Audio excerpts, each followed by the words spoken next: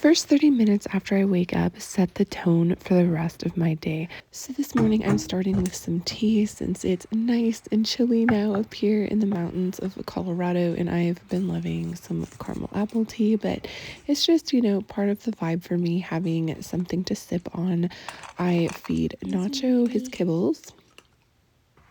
And then I get my journal out, I light a little candle, and I sit down with my tea and I journal about all the things that I'm grateful for. I kind of like write down my prayers as well. I write things for my children, for my husband, myself, but really the focus is gratitude. And I have been doing this for the last 15 years and it has really completely transformed my life. I think thankfulness is the key to happiness.